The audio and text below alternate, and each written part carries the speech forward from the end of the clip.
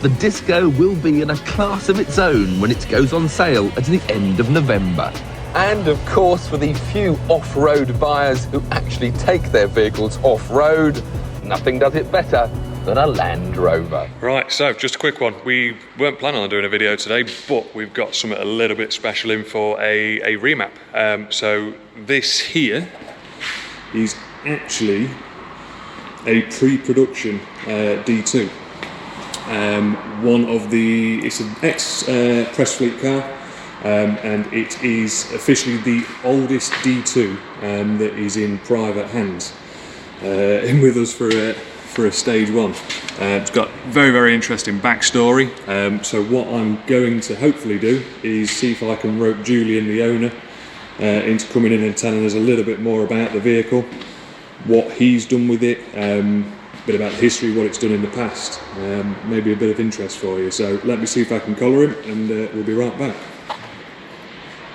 Right, so managed to rope Julian into coming and tell us a little bit about this special truck. So Julian, if you want to tell us a bit about the history, where it's been, what it's been doing. Yeah, sure. Go for it. Well, it's quite a special car. I found it in about 2017. It wasn't quite in a scrapyard, but it was being used by a scrapyard to take scrap engines around it. So you can imagine the condition it was. It was rough. Yeah, it was rough. It actually drove quite well. But it was typical kind of scrapyard car. It was horrific inside. A friend of mine bought it. He used it for a short while. Then I bought it off him, and we've had a fairly comprehensive body off restoration on it. But the car itself is actually really quite special. It's a pre-production car. It was a car that was used on the press fleet for the launch in Scotland, and you can see the registration. The KHP was the registration they used on the press launch. So it's used for the press launch, so it was in various magazines. It was in Diesel Car magazine. Then Top Gear used it, and Tiff Needell was seen driving it around Scotland and comparing it to the V8. It did about 30,000 miles with Land Rover, but when it was 3 years old, still owned by Land Rover, they lent it to Mac Kackenny. Now there was a race across Europe. It's called the Cape Cold to Cape Hot. And it was a speed test across Europe, and Mac Kackenny, the patron, was Ranulph Fiennes. They did a speed test across Europe, and they broke the record. So this car held the record for the fastest production car driving across Europe non-stop. So it had quite an interesting life with the factory. I was able to take it back to Mac Kackenny earlier in the year and reunite him with it, and he was delighted to see that it was in such good condition again. It was crashed a couple of times with him in Sweden. They swerved to miss a moose. It was, and they kind of drove it into the kind of the moose kind of catch rails. So it took out the rear wing and took out, I think it was the wheel. So it took the tyre off, and the tyre dug into the ground. He reckons that's what actually saved the car from rolling over. Right. It was like a ground anchor. But they were able to fix that, and off they went. So yeah, so it's quite a special car. I like collecting cars that are of particular factory interest. Yeah. But this one is a particularly nice one. Good thing about this, it doubles up as a family car as well. Yeah. So you've done all the interior on this as well, haven't you? It's been recovered. I mean, it's currently got Melvin and Moon covers from South Africa. I had these specially made for me. They don't make them anymore, but I persuaded them to do a special set. Yeah, special set for this. But if you can see this, it's all been refurbished. That's the original fabric. I found the fabric in a warehouse in Ryton, near Oxford. So it's the original factory. So I had all these replaced and the seats recovered. So it's headlining. It was like a greenhouse when I bought it. I mean, there was mould and water, and it was pouring in as they do. It's not like these to have leaky sunroofs. So took the sunroofs out, resealed them, repaired them, and I found that it still leaked. It was the windscreen. Right.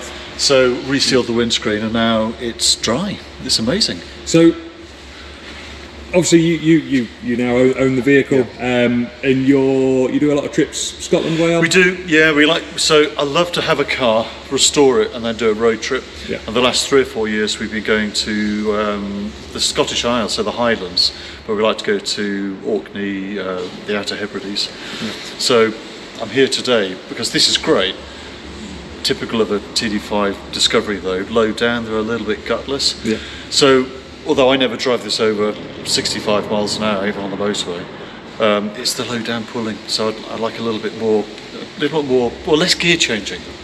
So we've now done the mapping on this. As I said before, it has come in for a stage 1, and it's ready for a road test. Good. I can't wait.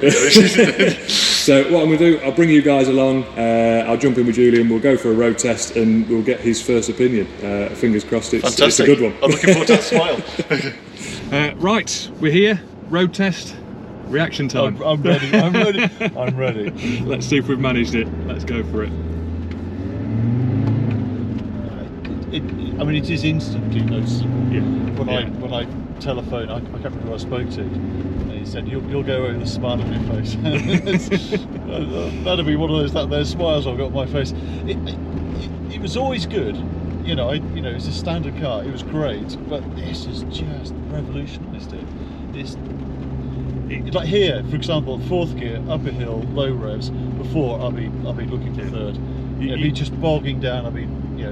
Going down the box. But you're fine. I mean, we do get lots of customers ask about economy tunes and stuff like that.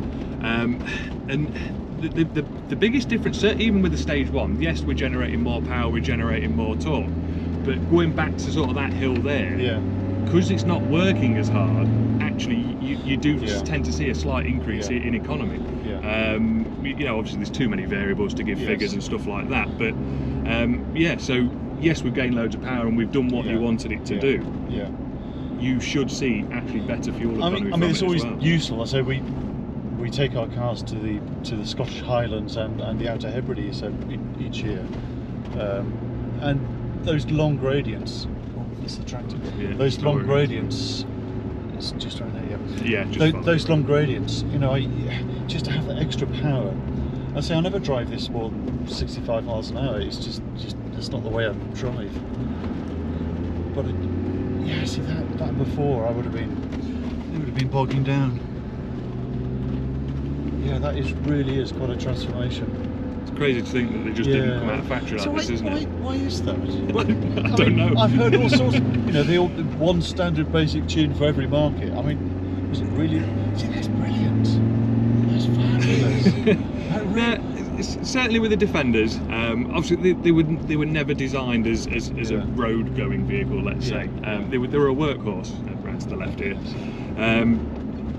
So I can sort of understand why they were like they were, and obviously these do come out of the factory with a little bit more horsepower than what a 90 or a 110 does, for example. But why it wasn't as refined as what these are. It's bizarre really, because it's it has transformed it. In the same way, years ago, I had a diesel P38 Range Rover, manual. I was looking for a P38 manual P38, and they're all a bit gutless, especially the automatics. But I ended up buying one that the guy had. I think it was called a power box. It was a very early form of remap. And it felt like I was driving a petrol. Yeah. So I don't know why Land Rover didn't do it from the factory. So obviously we've had a stage 1. Not tempted by the stage 2? Well, tell me about the stage 2. What? So is that an intercooler? Yeah. So basically, we like to try and keep the reliability. When you go to the Outer Hebrides, I mean, there's not a lot of mechanics. We went last year to Barra and broke down, and there are no mechanics on Barra, zero. So reliability is important. So the bigger intercooler won't impact on reliability. No, so typically what we find as part of tuning, we're increasing fuel, we're increasing turbo pressure. So a standard intercooler for a stage 1, such as you had today, is absolutely fine. Going up to a stage 1, we're increasing that turbo pressure a little bit more, and there's nothing to say that the stock intercooler wouldn't be fine, but long term we do like to have that replaced, just so we know that is right and it's capable of doing what we want it to do. So it's a turbo replacements? No, turbo and everything is completely original. So all we're doing is remap same as you've had today, but utilising the better flow and cooling abilities of an uprated intercooler. Left here. That then would take, so as it stands now, you're going to be around 165 horsepower with your stage 1, 360 newton meters of torque. The stage 2 will enable us to take it up to 185 horsepower and 400 newton meters of torque. So again, you're still getting really good gains over even what you've got now with the stage 1. The same step up again. Thereabouts, yeah.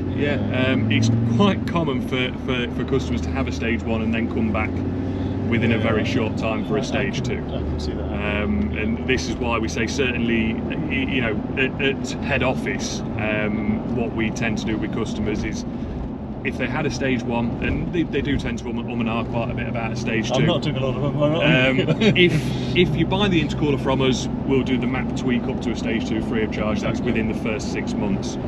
Like I say, that is only at head office anyway, because all of our dealers are independents. But it's quite a lot come back within the first 6 months. So what, I mean, how much? So the intercoolers for these, we do the Cirque Motorsport intercoolers for them. They're 425 plus VAT. Okay. And it's not a huge. I mean, it's not a huge amount of labour to fit an intercooler. So. A couple of hours. Literally a couple of hours. Because we've already done a stage 1 and we've already got all your base files and everything anyway. So going up to the stage 2 is quicker than what it is writing the initial mapping for them. See, this is where I've noticed before. So I'm in 5th gear, 1500 revs, going up a hill, following a caravan. I'd have been changing that. I would have been. Whereas that's 5th gear, just. And that's exactly what I wanted. I wanted less gear, more reliability in terms of going up and down hills. In stock form, I mean, certainly when I drive them, I find that you're constantly chasing that sort of 3 or 4 seconds of initial turbo. That's exactly what this was. Yes. You know, and because that doesn't last very long from where it comes onto boost to where it starts to die down, that's where you're constantly changing gears. You know, and this is where mapping improves it. And this new generation of VNTs, absolutely transforms them, because we're making that 3 seconds a lot bigger. So is this with a stage 1? You're still getting that 3 seconds? So what we're doing is we do drag it out for a little bit longer, as long as we can do with it. Obviously we're generating a little bit more turbo pressure than what it was when it originally came in, and we're putting more fuel in. So we do work with the entire rev range on it. It's not just that one bit that we've changed. Left here, there is a good climb up the hill here on the bypass.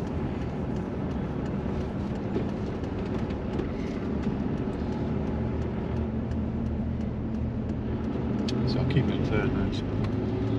Yes, whereas before I would be looking to put it down to 2nd.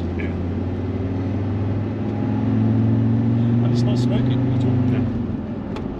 No, it's no smoke. We do make a conscious effort, certainly with all our tuning, irrelevant of whether it's a stage 1, 2, 3, 4, or something that we're bespoke tuning different turbos and bits and bobs. We do make a significant effort to keep everything clean. There's no reason to have them bellowing smoke out. That didn't, was it rolling coal? Rolling coal, I'm not into the rolling coal law. A few years ago, it was a thing. People, you get the odd customer that'll still want it and stuff like that, but it's not the image we want to portray. It's not what I want to be going around town to. But that's trustful. Happy with it? Yeah, absolutely. I mean, the stage 2 is it's tempting. When I'm back up here again. Well, have another live with this one for a bit. See how you get on with it. Brilliant. Well, you know, when I spoke to you guys on the phone, you said you'll go away with a smile on your face. And you met your promise. Is it this one? Straight on. Oh, straight on, is it? I mean, it's hard not to. The difference this makes. It's hard not to. Stand that one. Down this one. I have no idea where. That's it. Follow this one down, and we're down there on the left. It's. I mean, that just 3rd gear. 10 miles an hour. I would have definitely been changing down and working through the box. Yeah, there's. I mean, I was discussing with you earlier about the mileage I do in our own work vehicles. Yeah, that 110 that we have, huge amount of mileage I do in that through work. And I'll be honest, if it was stock, I wouldn't dream of it. You know, I wouldn't want to do the mileage, but because it's so nice to drive, because I'm not changing gear all the time, and because of the setup that's on it and the comfort springs and everything else, the mileage actually is very easy to do. Let's into this one.